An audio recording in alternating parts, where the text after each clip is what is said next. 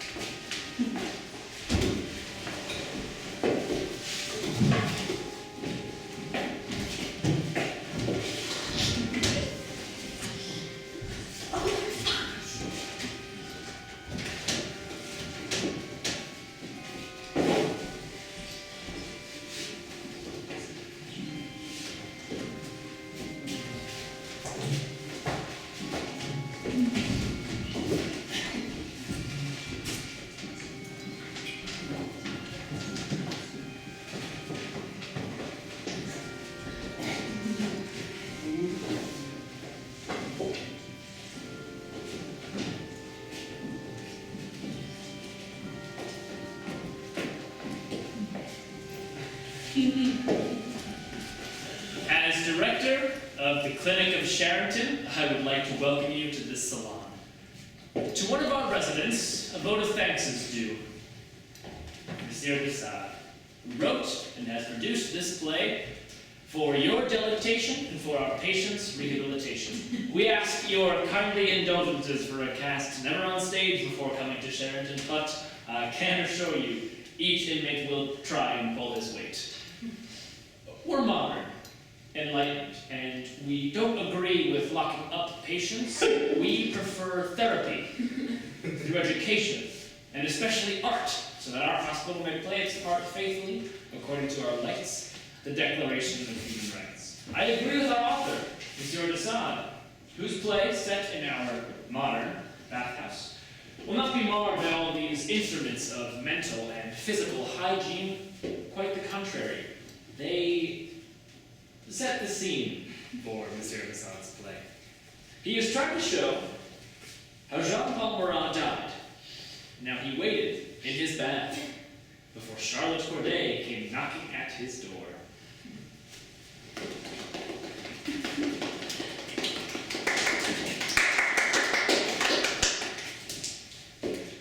Here is Marat, back from the dead. He wears a bandage round his head. His flesh burns. It is yellow as cheese because afflicted by a skin disease. And only water cooling every limb prevents his fever from consuming him.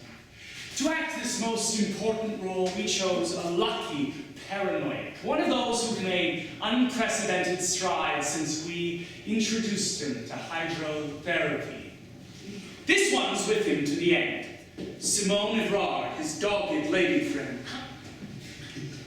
Here's Charlotte Corday, waiting for her entry. A country girl, her family landed gentry.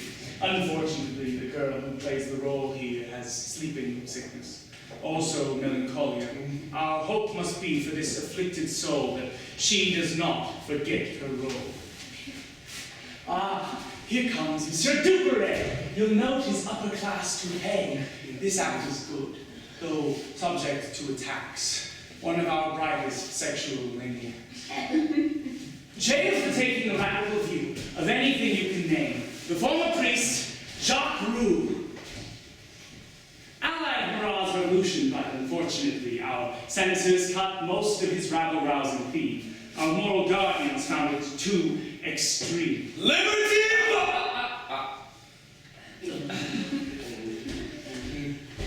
Ladies and gentlemen, our players were drawn from many social layers.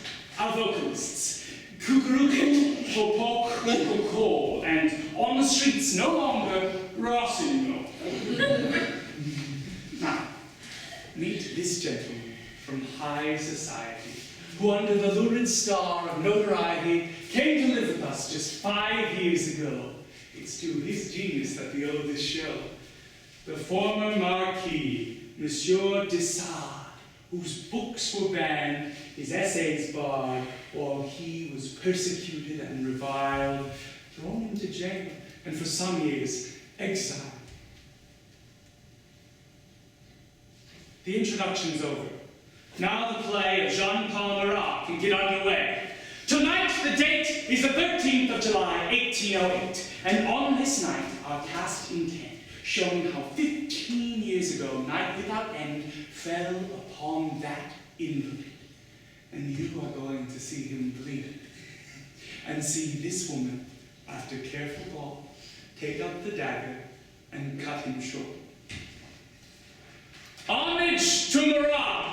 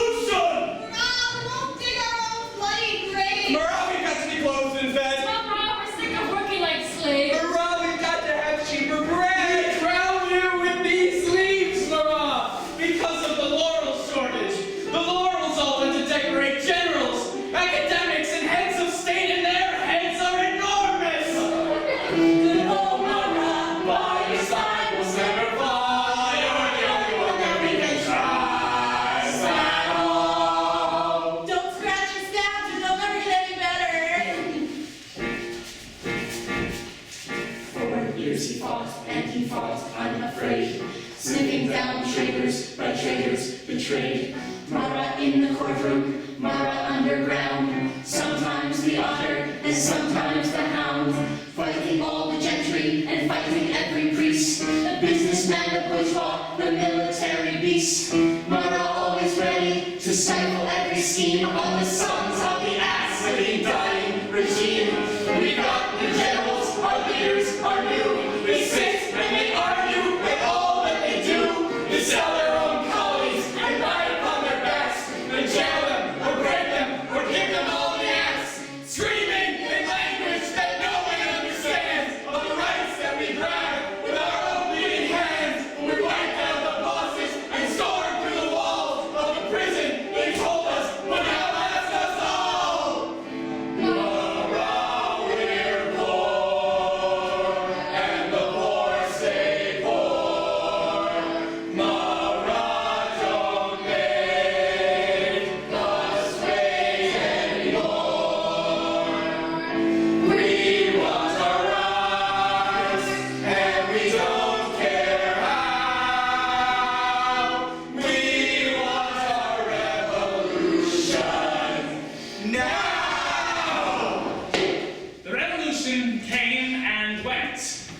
progress was replaced by discontent.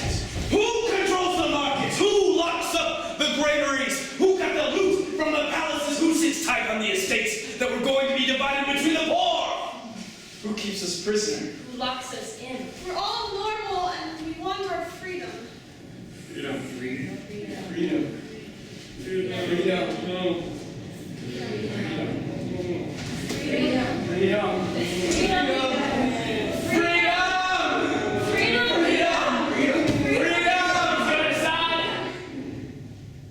It appears I must act as the voice of reason. What's going to happen right at the start of our play? Our patients are so disturbed. Please keep your play under control. Times have changed. Times are different. And these days, we should take an objective view of old grievances. They are a part of history. And history, I might add, is not simply the story of the undisciplined common people. Let us consider instead a true history. The lives of the people who made France great.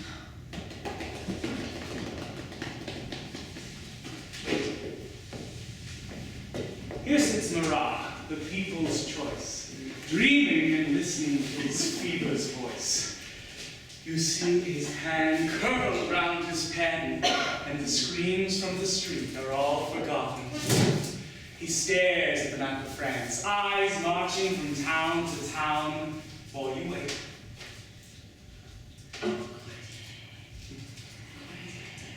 While you wait for this woman to cut him down. And none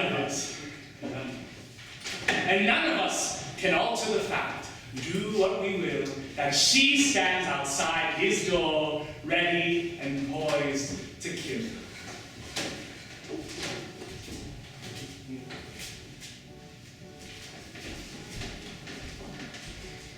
Poor Marat, in your bathtub, your body saturated with poison. Poison spurting from your hiding place, poisoning the people, arousing them to looting and murder.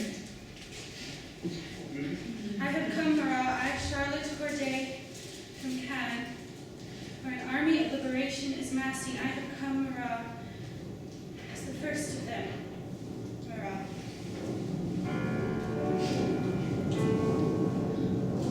Both of us, so the world must go, change as we read in great Rousseau. But change meant one thing to you, I see, and something quite different to me. The very same words we both have read, which gave our ideals wings to spread, that my way was true, while for you the highway led over mountains of death. Once both of us spoke a single time of brotherly love, we sweetly sung, but love meant one thing to you, I see, and something quite different to me. And now I can see that I was blind, for now I have seen into your mind, and so I say no, and I go to murder you, Marat, and free all mankind.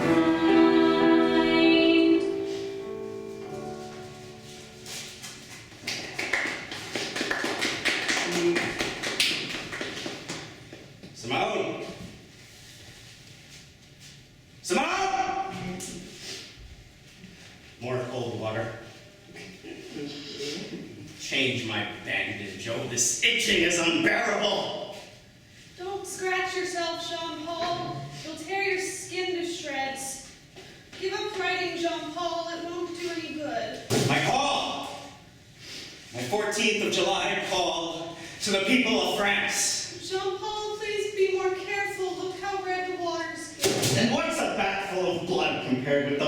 that's still to come. Once we thought a few hundred corpses would be enough, then we saw thousands were still too few, and today we can't even count all the dead.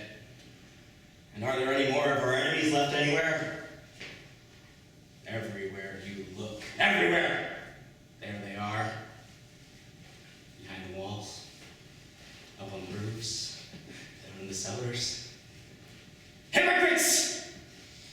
They wear the people's cap on their foreheads, but their underwear is embroidered with crowns, and if so much as a shop gets looted, they squeal. Beggars!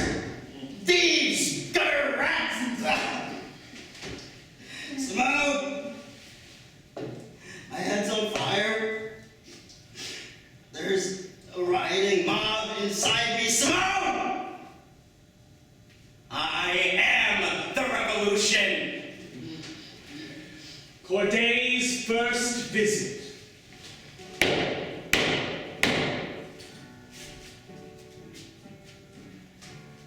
have come to speak to Citizen Marat. I have an important message for him about the situation in Cannes, where his enemies are gathering to destroy him. We don't want any visitors. We want a little peace. If you have anything to say to Marat, put it in writing.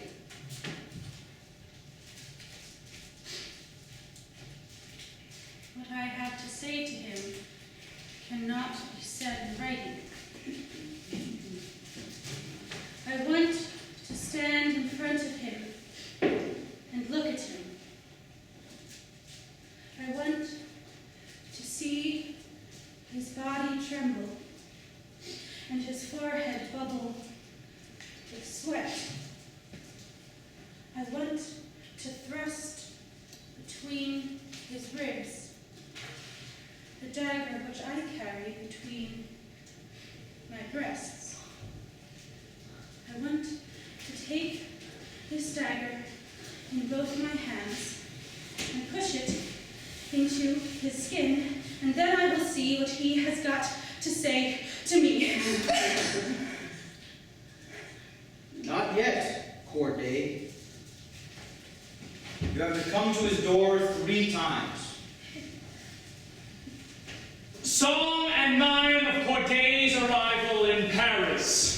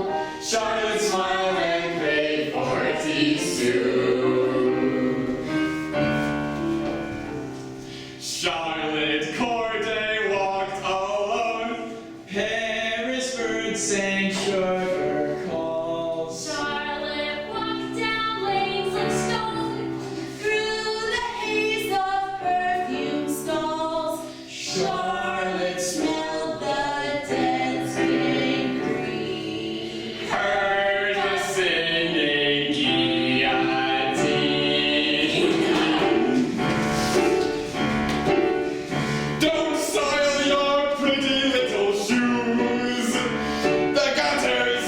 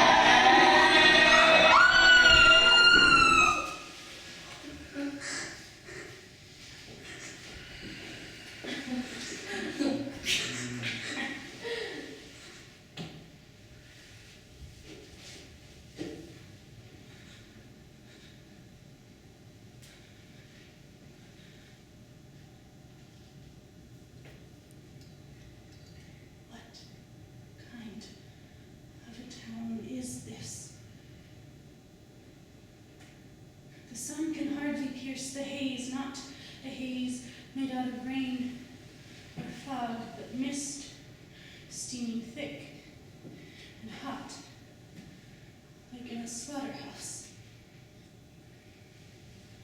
Why are they howling?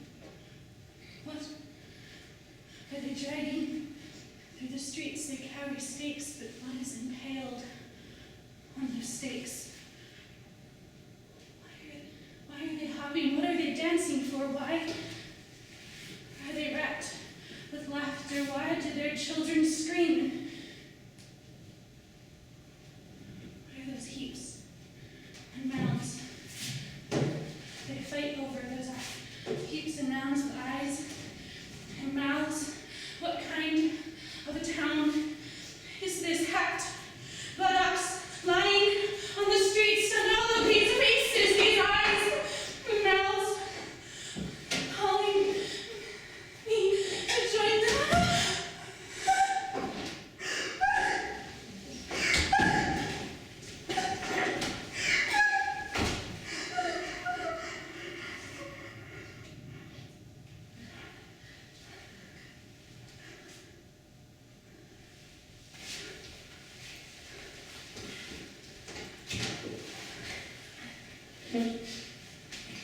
Now it's happening, and you can't stop it happening. The people used to suffer everything, now they take their revenge. And you are watching that revenge. And you don't remember that it was you who drove the people to it. Now you protest, but it's too late to start crying over spilt blood. What is the blood of these aristocrats compared with the blood the people shed for you?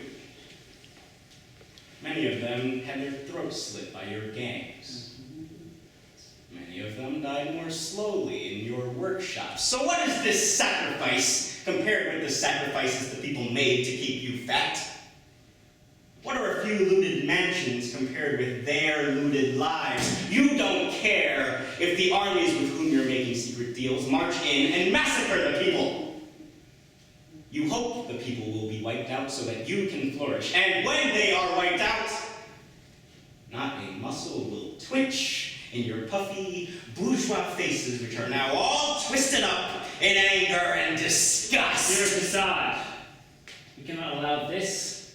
We really can't call this education. This isn't making my patients any better. They're all becoming overexcited. I mean, after all, we invited the public here to show them that not all our patients are social lepers. We only show these people massacred because this indisputably occurred. Please, calmly watch these barbarous displays, which could not happen nowadays. The men of that time, mostly now demised, were primitive. We are more civilized. The execution of the aristocrats.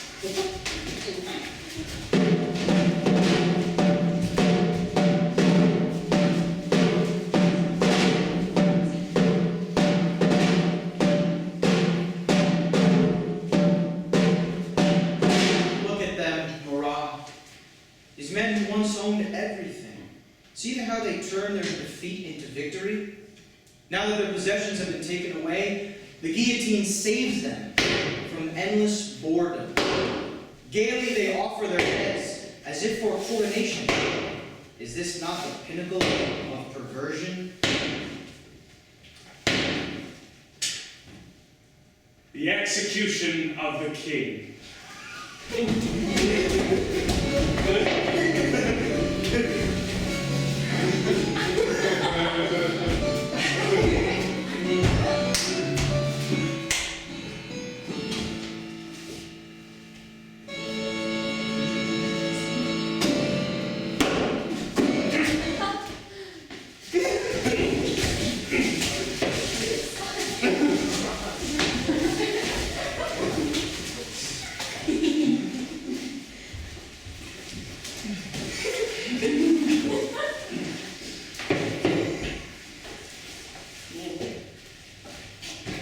I read in your books, Sade, in one of your immortal works, that the animating force of nature is destruction.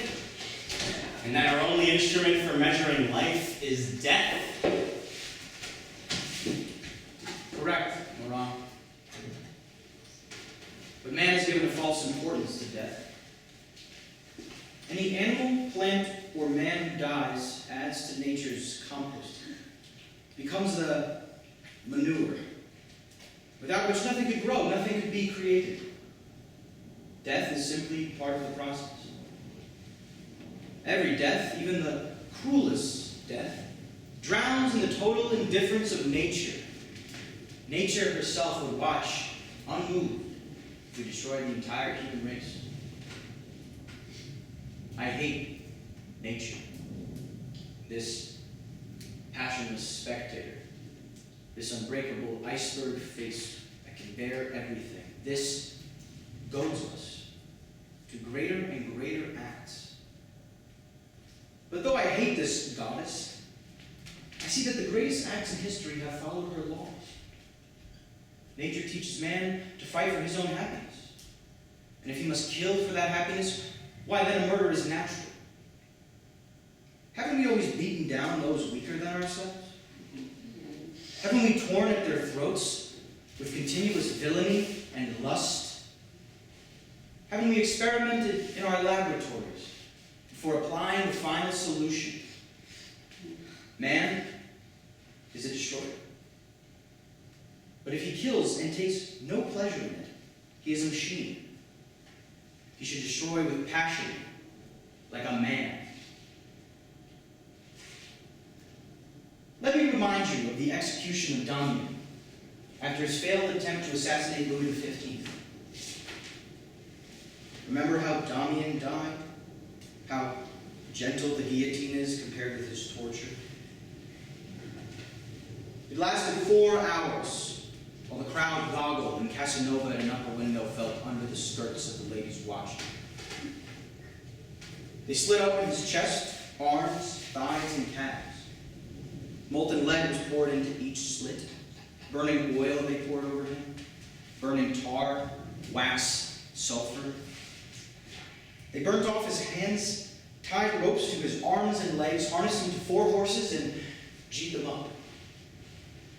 They pulled at him for an hour, but they'd never done it before, and he wouldn't come apart until they sawed through his shoulders and hips. So the first arm came off, and then the second arm. And he watched what they did to him, and then he turned to us so that everyone could understand. And then when the first leg came off, and then the second leg, he still lived. And in the end, he hung there, a bloody torso with a nodding head, just groaning and staring at the crucifix which the father confessor held up to him. That was a festival with which today's festivals can't compete. Even our Inquisition gives us no pleasure nowadays. Although we've only just begun, there's no passion in our post-revolutionary murders.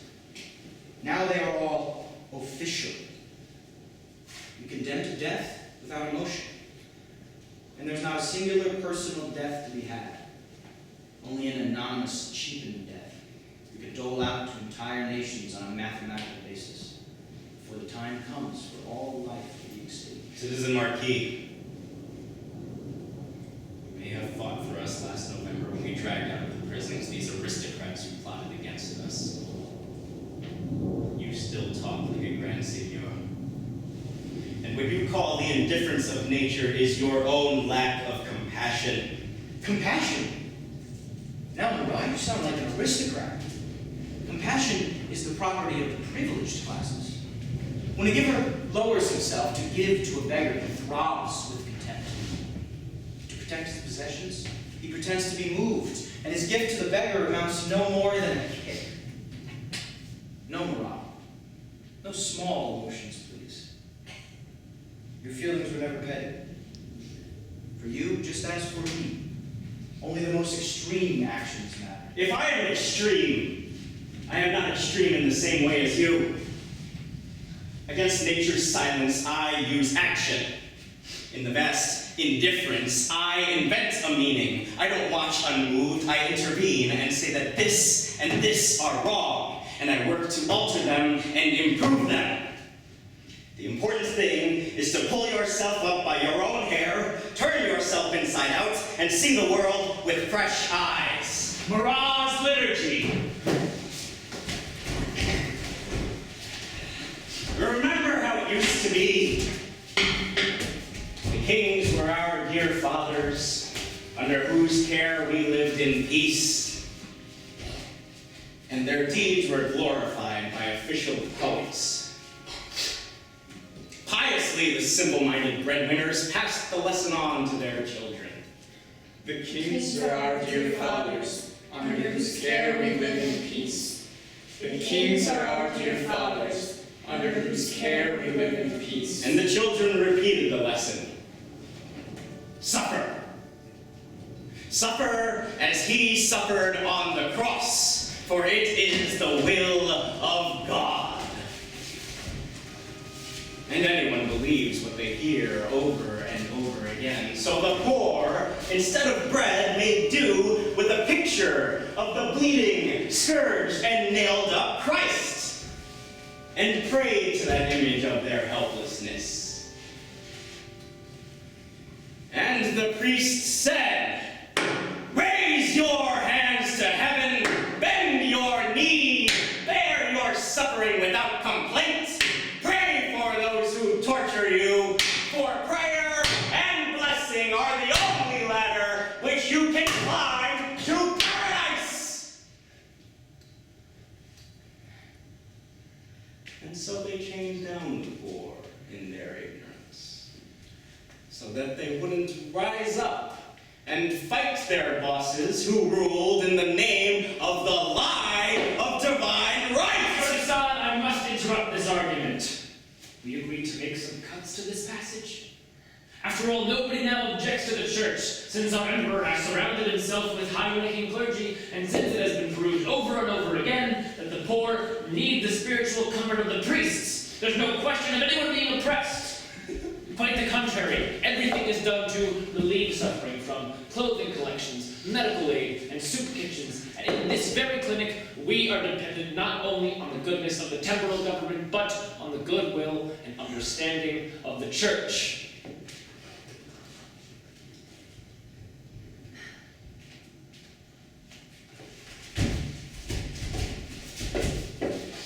If our performance causes aggravation, we hope you'll swallow down your indignation. And please remember that we show only those things which happened long ago. Remember, things were very different then. Of course, today, we're all God-fearing men. Pray. Pray. Oh, pray to him. Our Satan, which art in hell, hallowed be thy name.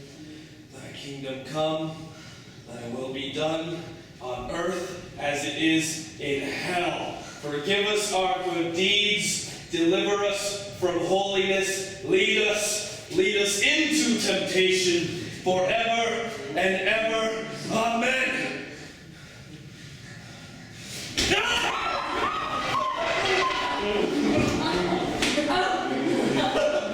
The revival incident you've just seen was unavoidable.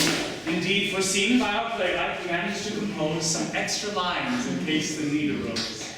Please understand, that man was once the very well thought of abbot of a monastery. It should remind us all that, as they say, God moves like man in a mysterious way. Before deciding what is wrong and what is right, first we must find out what we are.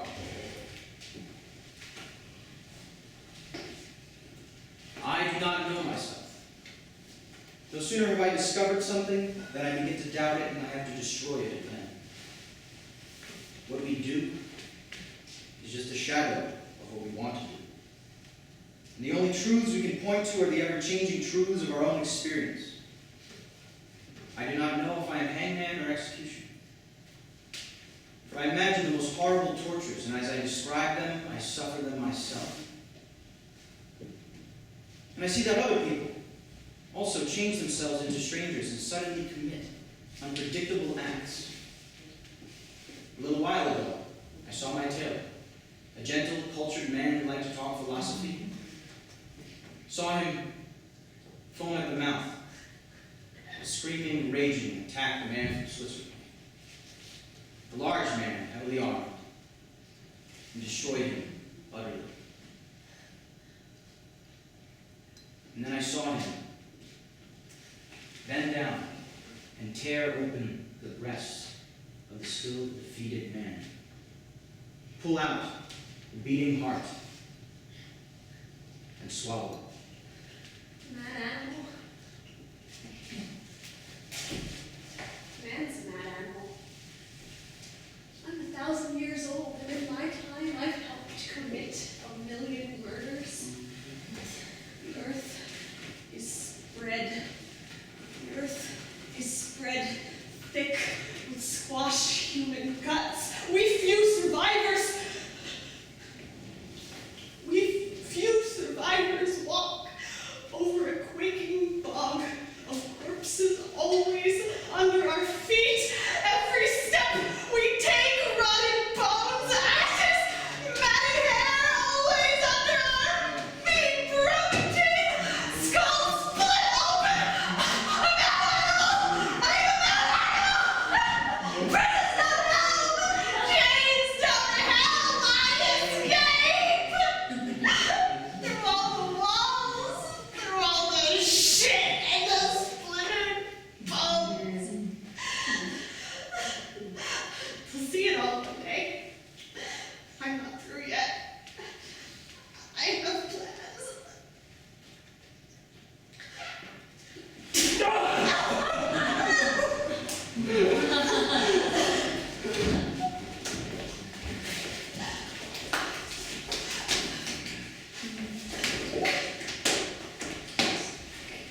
We invented the revolution, but we don't know how to run it. Look, every man wants to keep something from the past, a souvenir of the old regime. This man decides to keep his mistress. This man decides to keep a painting. This one keeps his horse. This one keeps his garden. This one keeps his house in the country. He keeps his estate. He keeps his factories. This one couldn't part with his shipyards. This one keeps his armies, and this one keeps his king. And so we stand here and write into the Declaration of the Rights of Man the sanctity of private property. And now we find where that leads. Every man's equally free to fight fraternally and with equal arms, of course. Every man his own millionaire, man against man, group against group, in happy mutual robbery. We sit here more oppressed than when we've begun. And they think the revolution's been won. The people's reaction. Why do they have the gold? Why do they have the power? Why do they have the friends at the top? Why do they have the jobs at the top? We've got nothing, always had nothing, nothing but holes and millions of them. Living in holes, dying in holes, holes in our bellies and holes in our clothes. Marat, we're born, and the force take force. Marat, don't make us wait anymore. We want our rights, and we don't care how. We want our revolution now.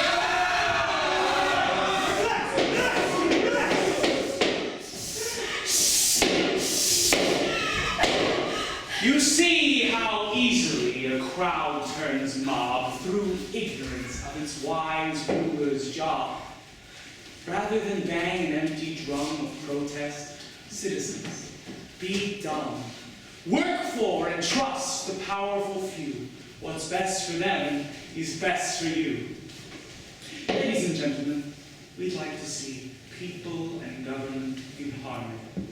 A harmony which I should say we very nearly reached today. And now, our author brings them face to face. Nobility meets grace. The beautiful and brave Charlotte Corday, the handsome Monsieur Duperret.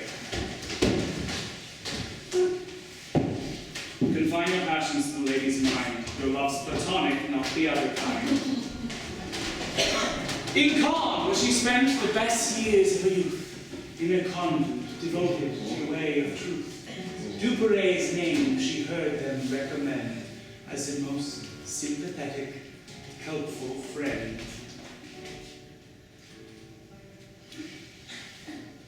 Ah, dearest Duperret, what are we to do? How are we to stop this calamity? In the streets they are saying that Marat is to be tribune and dictator. He still maintains that his iron grip will release when the worst of it is over, but we know that what he really wants is anarchy and confusion. Dear Charlotte, you must return. Return to your friends, the pious nuns, and live in prayer and contemplation. You cannot. What? You are famous enemies that surround us. You talk of Marat, but who's this Marat? A street salesman, a funfair barker, a layabout from Corsica, Sardinia. Marat. The name sounds Jewish to me. Perhaps derived from the waters of Marat in the Bible? Who listens to this Marat? Only the mob out in the streets. Up here, Marat can be no danger. Dearest Duperret, I know what you were trying to do. You were trying to test me. But I know what I must do. Duperret, go to Charenton before they see me, for by this evening it will be too late. Dear Charlotte, how can I leave the city which holds you? My place is here, Charlotte.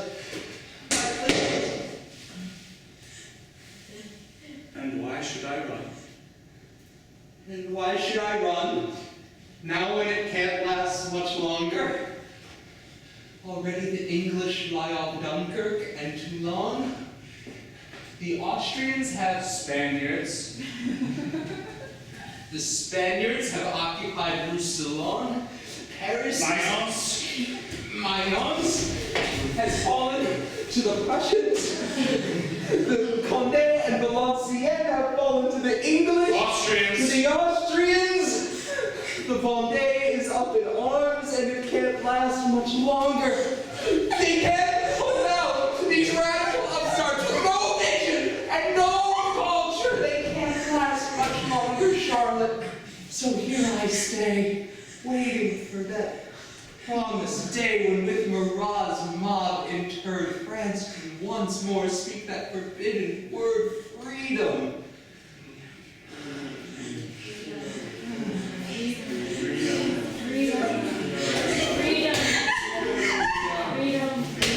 You hear that, Marat? Freedom. They all say they want what's best for France. My patriotism's bigger than yours. They're all willing to die for the honor of France. Radical or moderate, they're all after the taste of blood. Lukewarm liberals and the angry radicals all believe in the greatness of France. Marat, can't you see this patriotism is lunacy? Long ago I left heroics to the heroes, and I care no more for this country than for any other country. Take care. Oh, long live Napoleon and the nation! Long live all emperors, kings, bishops, and popes! Long live watery broth and the straight Long live Marat! Long live the revolution! It's easy to get mass movements moving.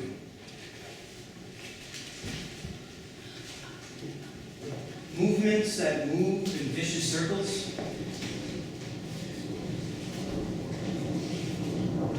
I don't believe in idealists who charge down blind alleys.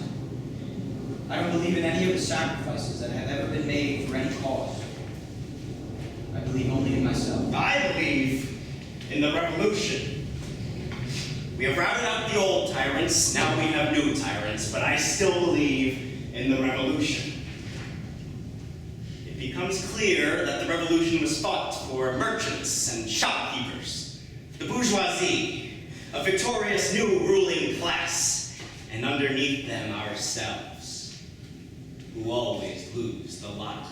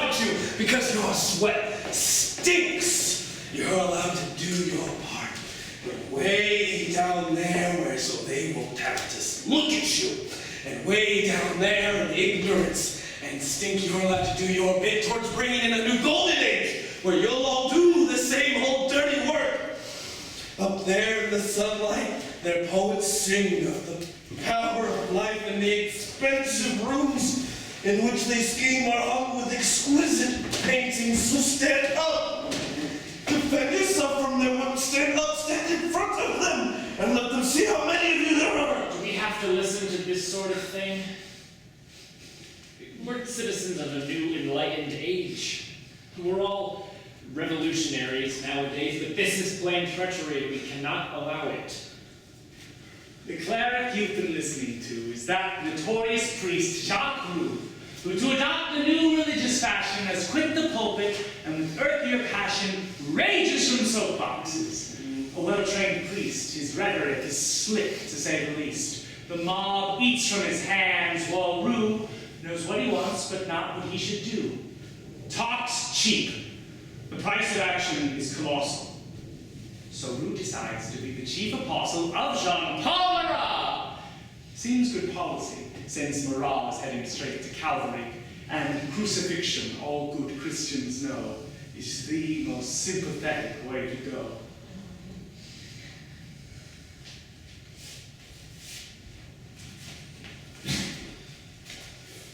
We demand the opening of the granaries to feed the poor. We demand the public ownership of workshops and factories. We demand the conversion of churches into schools so that now at last something useful can be taught in them. We demand that everybody should do all they can to put an end to war. This damned war which is run for the benefit of politicians and leads only to more wars. Once and for all, the idea of a glorious victory won by glorious armies must be wiped out. Neither side is glorious, and either side they're just frightened men, messing their pants, and they all want the same thing. Not to lie under the earth, but to walk upon it without grudges. It's outright defeatism. At this very moment, our soldiers are laying down their lives for the freedom of the world and for the freedom of France. This was cut. Bravo, Jacques Roux. I like your monk's hat. Nowadays it's best to preach revolution wearing a bow. Marat, come out and lead the people. They are waiting for you. It must be now. For the revolution which burns up everything in blinding brightness will last only as long as a lightning flash. Monsieur de Sade is whip. Marat, today they need you because you're going to suffer for them. Today they need you and they honor the urn which holds your ashes. Tomorrow they will smash that urn and they will say, Marat? Who was Marat? Marat, now I will tell you what I think of this revolution which I helped to make. When I lay in the Bastille, my ideas were already formed. In prison, I created in my mind the monstrous representatives of a dying class. I recorded their atrocities in the minutest detail and brought out everything wicked and brutal that lay inside them. In a criminal society, I brought the criminal out of myself, so as better to understand him and so understand the times we live in. My imaginary giants committed desecrations and tortures. I committed them myself. And like them, allowed myself to be bound and beaten. And even now, I should like to take this beauty here, who stands there, so expectantly, and let her beat me while I talk to you about the revolution.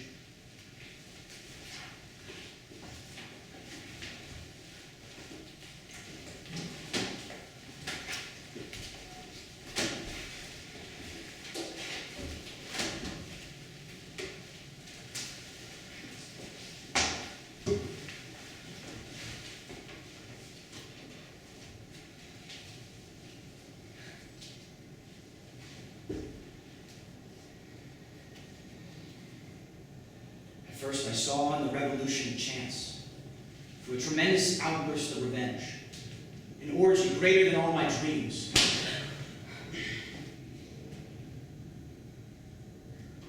But then I saw, when I sat in court with myself, not as I had before, the accused, but as a judge, I saw I couldn't deliver the victims to the hangman.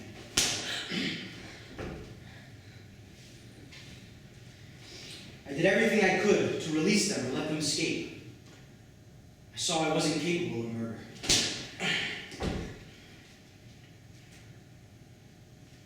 Though murder was the final proof of my existence. And now, the very thought of it horrifies me. In September, when I saw the official sacking of the Carmelite convent, I had to bend over in the courtyard and vomit, as I saw my prophecies coming true, and women running by holding in their dripping hands the severed genitals of men. And then in the next few months, as the tumbrils ran regularly to the scaffolds, the blade was dropped and witched up. I dropped again. All the meaning had drained from this revenge. It had become mechanical. It was inhuman. It was dull. And curiously technocratic. And now, Marat. Now I see where this revolution is leading.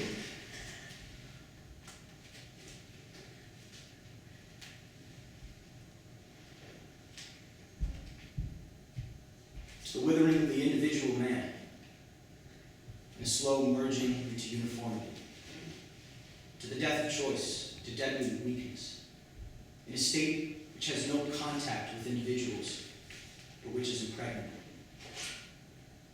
So I step away.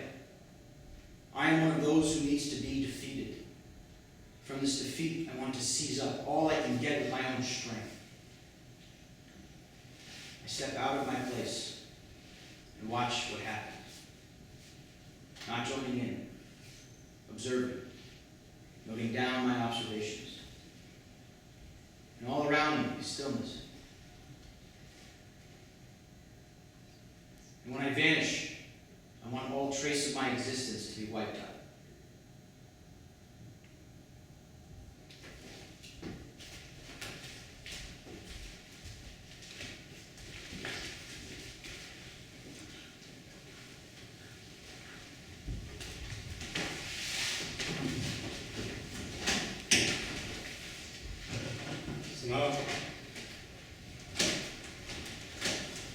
Simone, why is it getting so dark? Give me a fresh cloth for my forehead. Put a new towel around my shoulders. I don't know if I'm freezing or burning to death. Simone. Simone, where's boss? Simone, fetch boss. Then I may dictate my call. My 14th of July call. Simone. Simone, where are my papers? I saw them only a moment ago. Why is it getting so dark? They're here, can't you see, Jean-Paul? Where's the ink? Where's my pen? Here's your pen, Jean-Paul, and the ink where it always is. That was just a cloud passing over the sun. Or perhaps smoke. They're burning the corpses.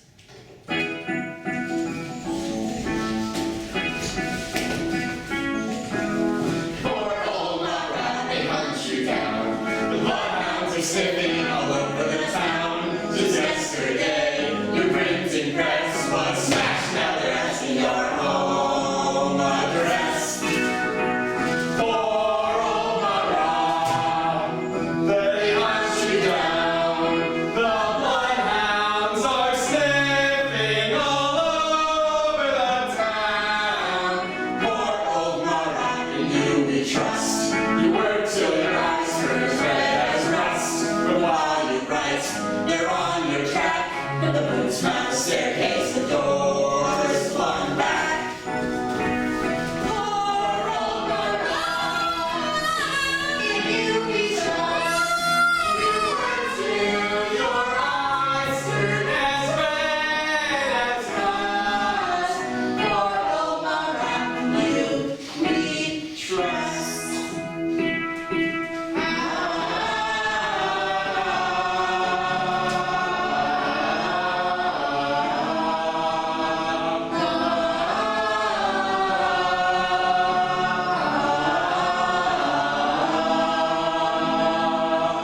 We want our rights, and we don't care how. We want a revolution.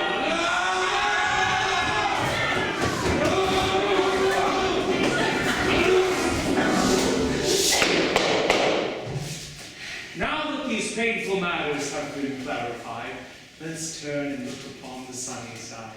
Recall this couple and their love so pure. She with her neatly groomed coiffure, and her face intriguingly pale and clear, and her eye shine with the trace of a tear.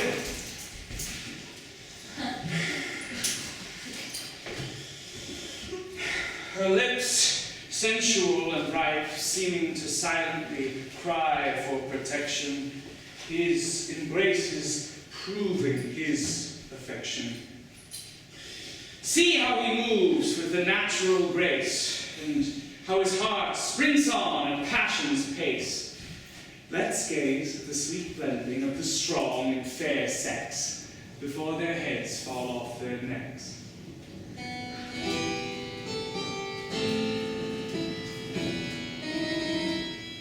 One day it will come to pass, man will live in harmony with himself and with his fellow man. One day it will come to pass. A society that will pool its energy to defend and protect each person for the possession of each person, that each individual, although united with all the others, only obeys himself and so stays free. A society in which each man is just and free, the right of governing himself.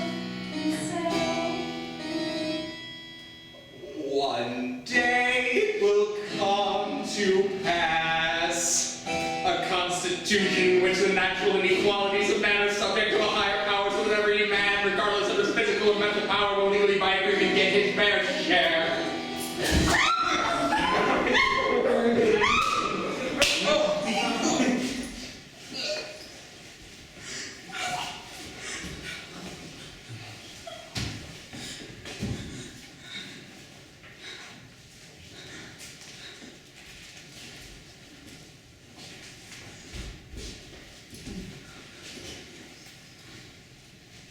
think that you can beat them back without using force.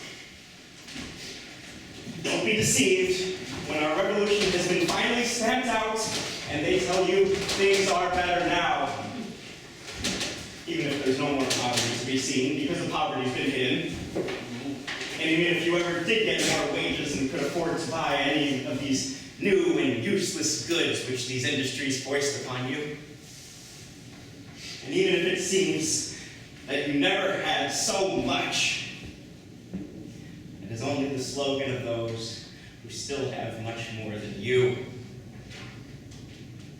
Don't be taken in when they pat you paternally on the shoulder and say, there's no inequality worth speaking of. No more reason for fighting, because if you believe them, then they will be completely in charge. Watch out! For as soon as it pleases them, they'll send you out to protect their wealth in wars, whose weapons, rapidly developed by servile scientists, will become more and more deadly until they can, with the flick of a finger, tear 1,000,000 of you to pieces. Lying there, scratched and swollen, your brow burning in your world, your bath, you still believe that justice is possible?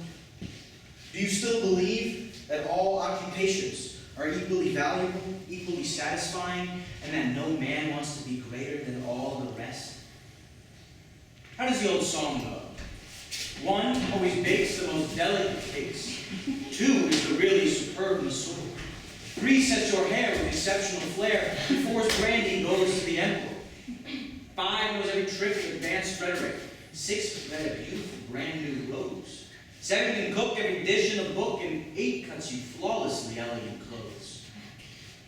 Now, do you think these 8 would be happy if they could climb so high, but no higher, before banging their heads on equality? It's usual in a revolution for the half-hearted and fellow travelers to be dropped.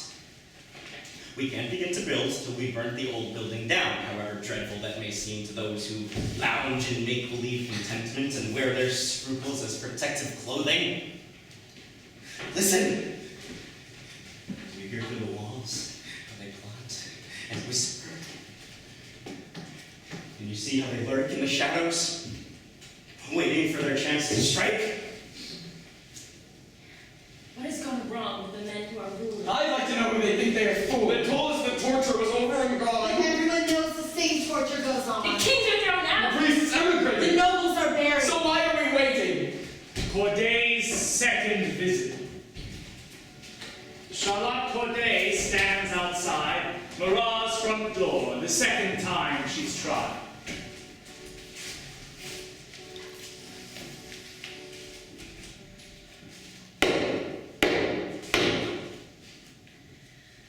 I've come to deliver this letter in which I ask again to be received by Citizen Marat. I am unhappy and therefore I have a right to his aid. I have a right to his aid! Who's at the door, Simon? Okay. A petitioner. I won't let anyone in. It never does us any good. All these people with their convulsions and complaints as if you have nothing better to do than be their doctor and lawyer and confessor. That's how it is, Marat. That's how she sees your revolution. They have a toothache, and their teeth should be pulled. Their soup's burnt. They shout for better soup. A woman finds her husband too short, she wants a taller. A man finds his wife too skinny, he wants a plumper. A man's shoes pinch, but his neighbor's shoes fit comfortably. A poet runs out of poetry. Desperately, he gropes for new images. An angler casts his line for hours. Why aren't the fish biting? And so they join the revolution, thinking it will give them everything. Fish, a home, a new pair of shoes, a new wife, a new husband, and the best soup in the world. So they storm all the citadels, and there they are. And everything's just the same. No fish biting, purses botched, shoes pinching, a worn and stinking partner in bed, and the soup burnt. And as for all that heroism which drove us down to the sewers, well, we can talk about that to our grandchildren, if we have any grandchildren.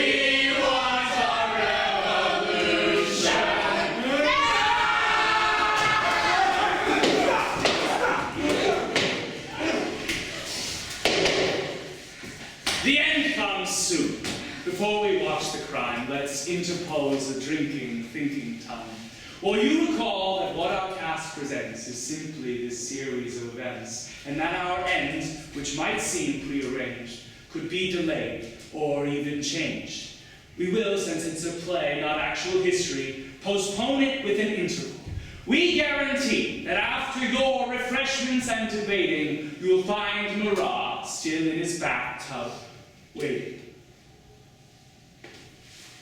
There will now be a brief 15-minute intermission.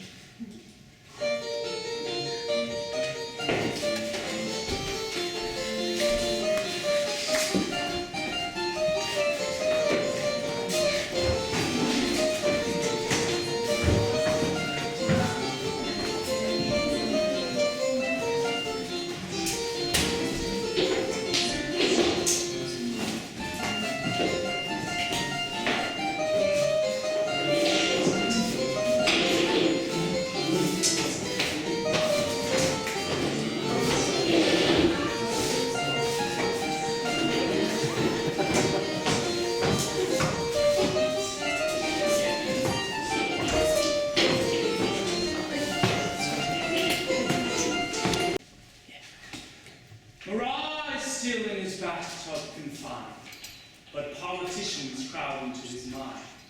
He speaks to them, his last polemic fight, to say who should be tribune. It is almost mad. Down with Marat! Listen to him, Fellow citizens, members of the National Assembly, our country is in danger. From every corner bandits led by puppeteers who wish to strangle us and already quarrel over the spoils. And what are we doing? Our Minister of War, whose integrity you never doubted, has sold the corn meant for our armies for his own profit to foreign powers, and now it feeds the troops who are invading us. The chief of our army, Dumouriez, against whom I warn you continually and whom you recently hailed a hero, has gone over to the enemy. Most of the generals wearing our uniforms are sympathetic with the emigres. And when the emigres return, our generals will be out to welcome them. Execute them! Our trusted Minister of Finance, the celebrated Monsieur Cambode, is issuing fake jobs, thus increasing inflation and diverting a fortune into his own pockets. And I am told that Perigo, our most intelligent banker, is in league with the English, and in his armored vaults is organizing a center of espionage against Assyria. We are living in 1808, and the names which were dragged to the gutter then have all been deservedly rehabilitated by command of the Emperor. Go on! Shut up, Marat! Sit down! Our country is in danger! We talk about France, but who is France for? We talk about freedom, but who's this freedom for? Members of the National Assembly, you will never shake off the past. You will never understand the upheaval in which you find yourselves. Why aren't there thousands of public seats in this assembly so anyone who wants to can hear what's being discussed? What is he trying to do? He's trying to rouse the people again. But look who sits on these public benches now. Knitting women, concierges, washer women that no one to employ them anymore. And who's on his side? Pickpockets, layabouts, parasites who hang around the boulevards and loiter in the cafes. Wish we could. Release prisoners! This is lunatic! Anyone the war comes You are liars! You hate the people! You will never stop speaking of the people as a rough and formless mass. Why? Because you live apart from them. You let yourself be dragged into this revolution knowing nothing of its principles. As not a respected Danton himself announced that instead of banning riches, we should try to make poverty respectable. And Robespierre, who turns white when the word force is used, eats it at high-class tables, making cultural conversation by candlelight. Shame! And you still want to mock them, these powdered chimpanzees?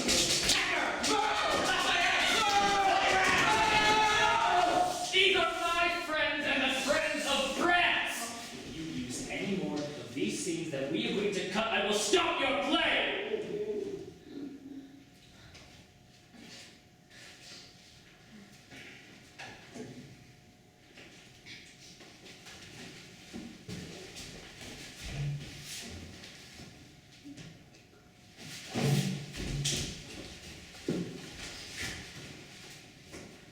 And all the rest of them.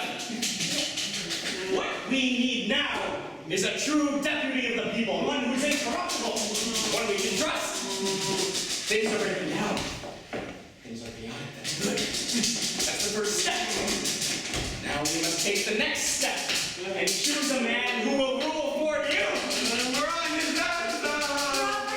Send him to the sewer. Dictator.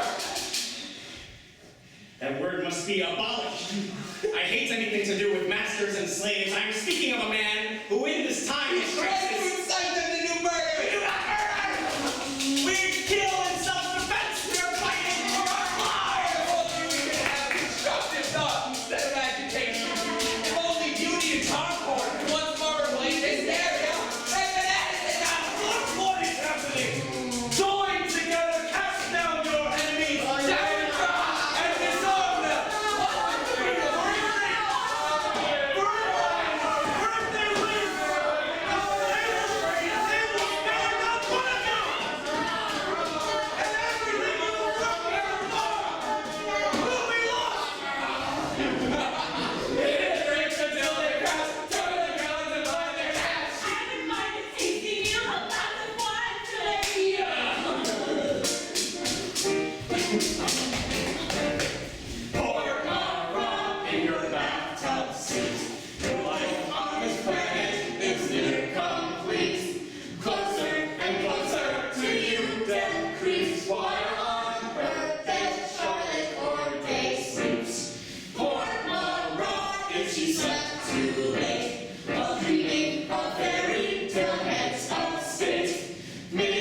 Your sickness would disappear, Charlotte Corday would not find you here.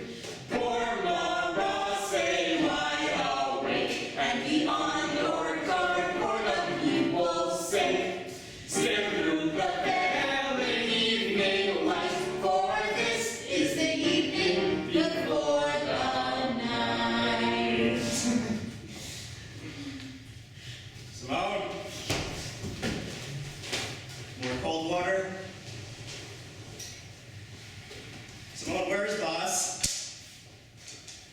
Give up, Marat. Simone, fetch boss, that I may dictate my call. My 14th of July call. Why all these calls? Marat, forget your call. It contains only lies. What more do you still want from the revolution? Where is it going? Look at these lost revolutionaries. Where will you lead them? What will you order them to do? Once you attack the authorities, turn the law into instruments of oppression. Do you want someone to rule you? To tell you what you must write and what work you must do? And to recite to you the new laws over and over until you can recite them in your sleep?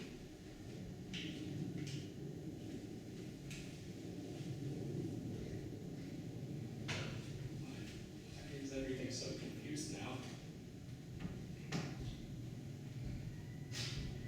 Everything I wrote or spoke was considered and true. Each argument was sound. And now, doubt. Why does everything sound so false?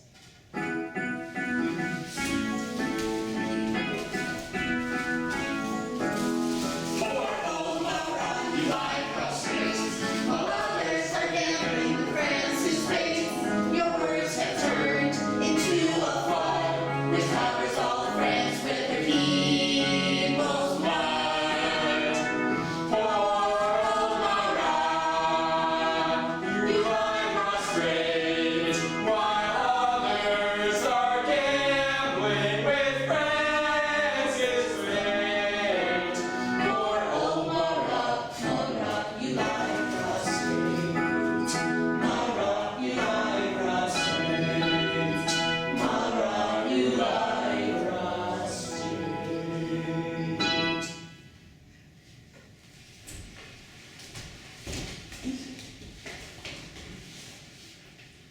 Corday, wake up!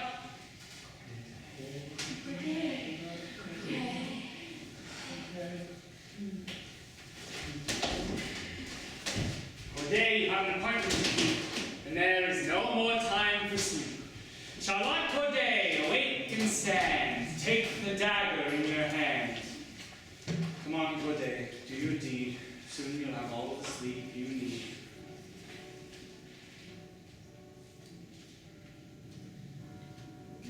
Now I know what it is like to have the head cut off from the body.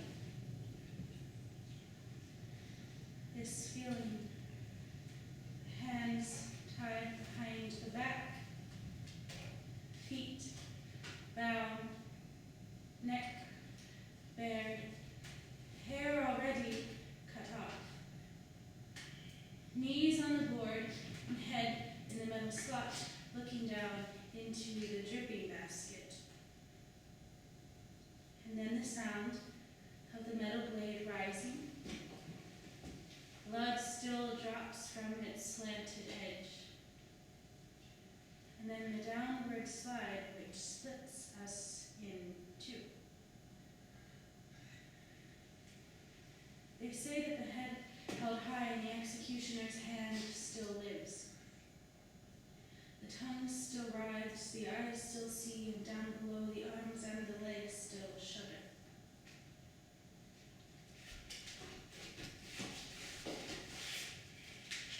Charlotte must awaken. Charlotte, wake up and look at the trees. Look at the rose-colored sky over which your lovely bosom heaves. Forget your worries, abandon each care, and breathe in the warmth of the summertime. What is that you're holding?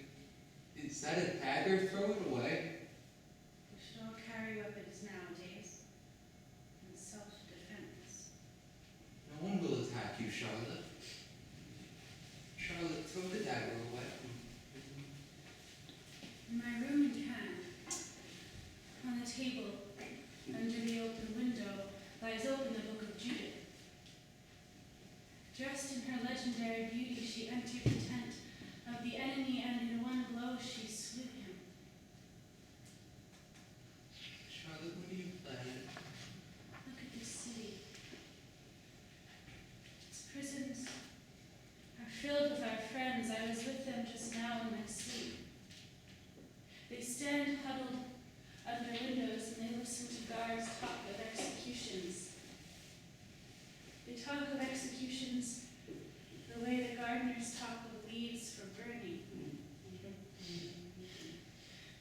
Their names are added to the list, and as the list gets shorter, more names are added to the bottom, and I stood there with them as we waited for our names to be called. Charlotte, let us leave together this very evening. What kind of a town is this? What sorts of streets are these? Who invented this? Who profits by it? There are peddlers on every corner selling little guillotines with little metal blades and dolls, their necks filled with red liquid which spurts when the sentence is carried out. What sorts of children are these that can play with this toy so efficiently? And who is judging them? Who is judging them?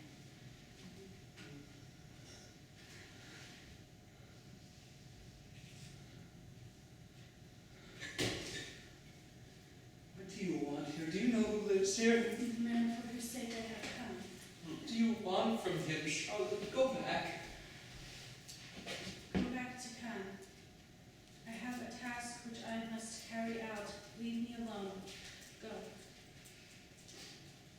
Now, for the third time you observe the girl whose job it is to serve as Charlotte Corday stands once more, waiting outside Marat's door.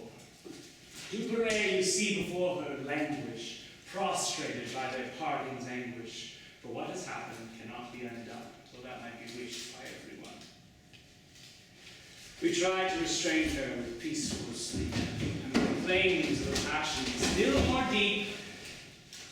Simone as well, as best she could, she tried, but this girl here could not be turned aside.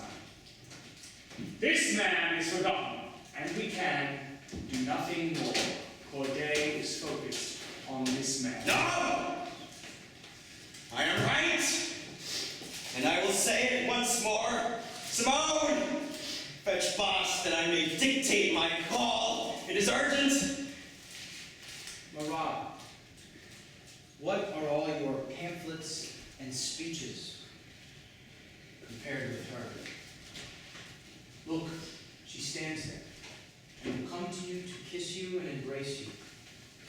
Marat, an untouched virgin, stands at your door and offers herself to you. Look how she smiles, how she shakes her auburn hair aside.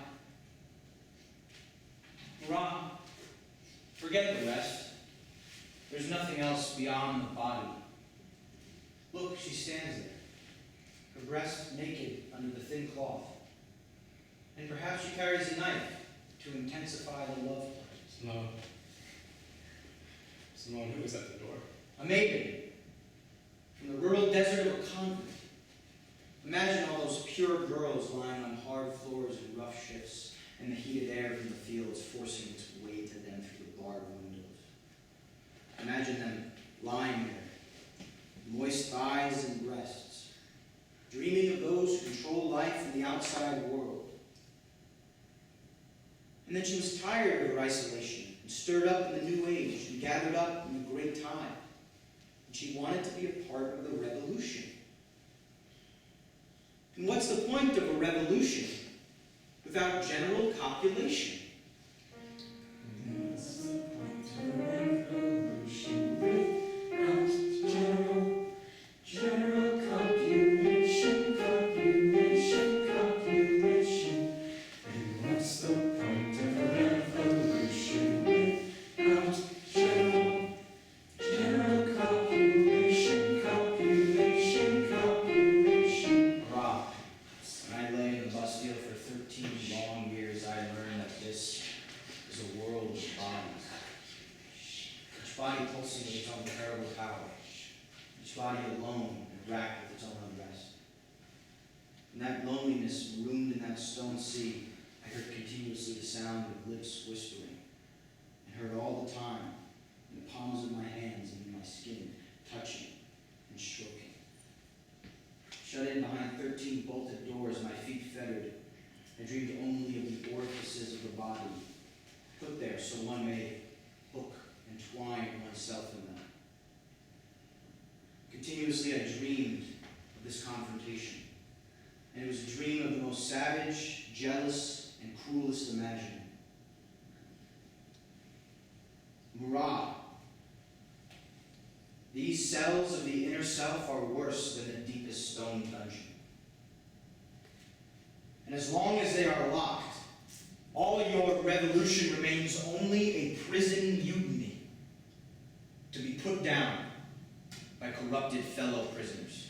And what's the point of a revolution without general copulation? And what's the point of a revolution without general copulation? And what's the point of a revolution without general copulation?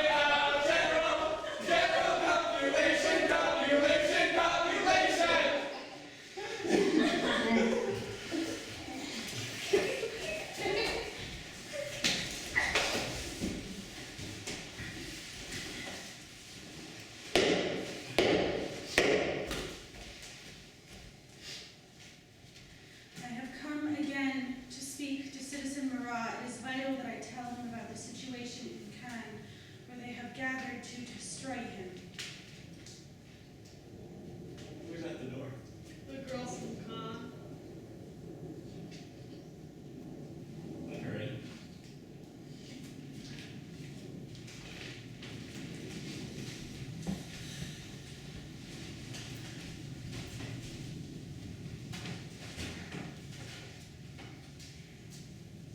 Marat,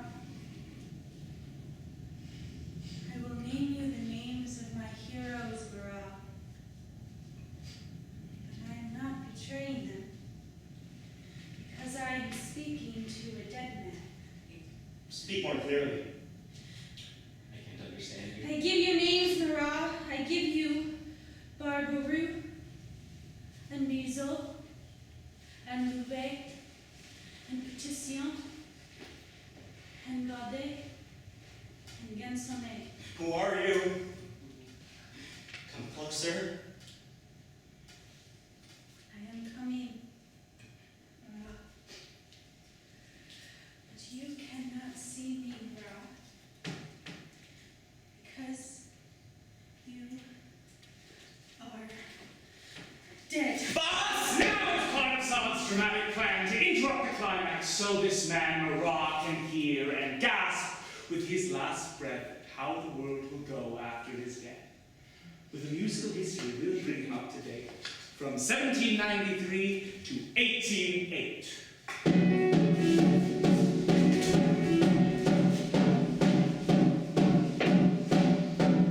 Now your enemies fall.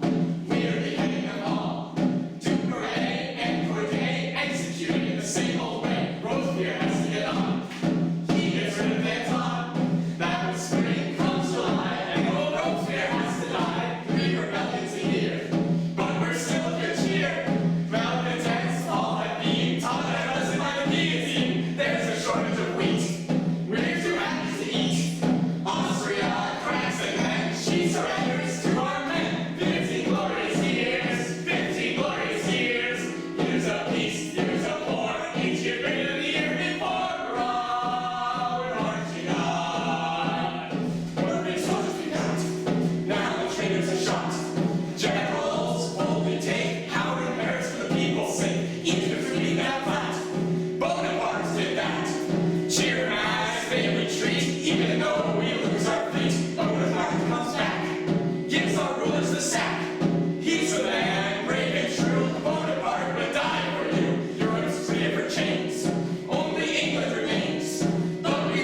wars to cease. So there's 14 months of peace, 15 glorious years, 15 glorious years.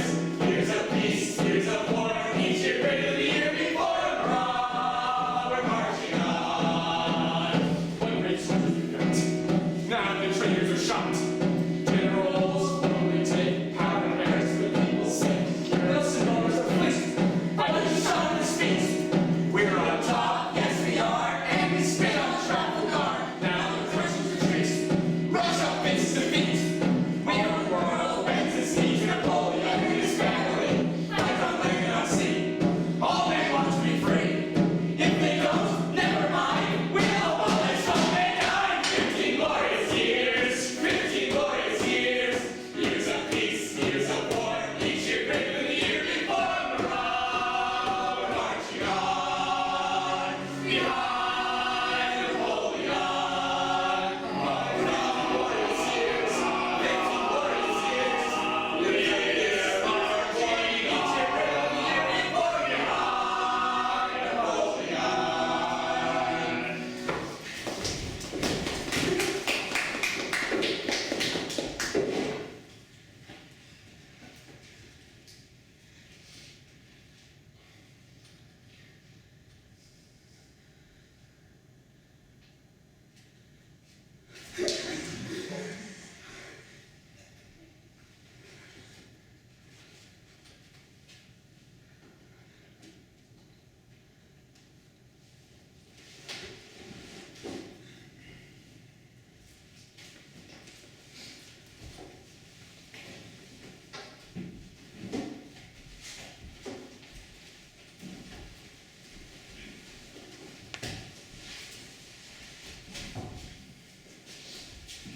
Tell us, Monsieur de Sade, for our instruction, just what you've achieved with your production.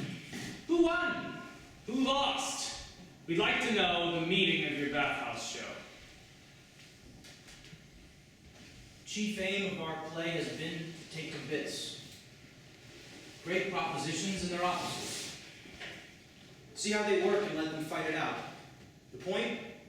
Some light on our eternal doubt. Marat and I both advocated force, but in debate each took a different course.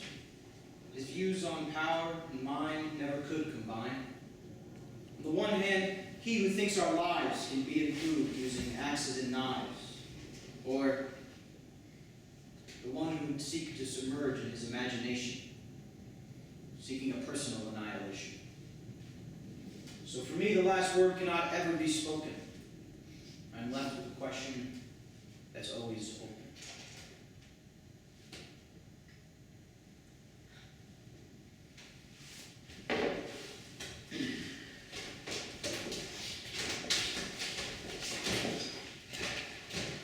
Enlightened ladies, pious gentlemen, let us close the history books and return to 1808, the present day, of which, though not unclouded, we may say it promises that mankind will soon cease to fear the storms of war, the squalls of peace. For we are living in far different times. We have no oppressors, no violent crimes, and although we are at war, anyone can see it can only end in victory.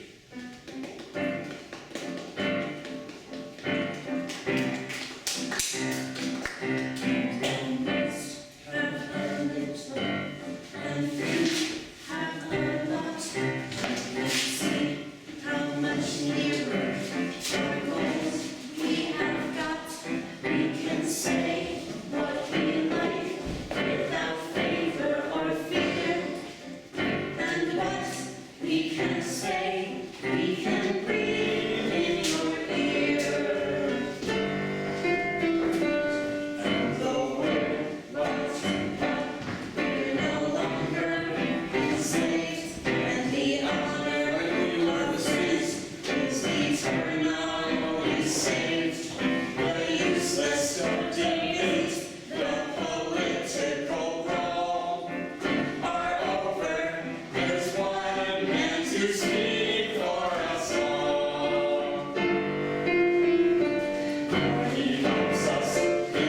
Miss School.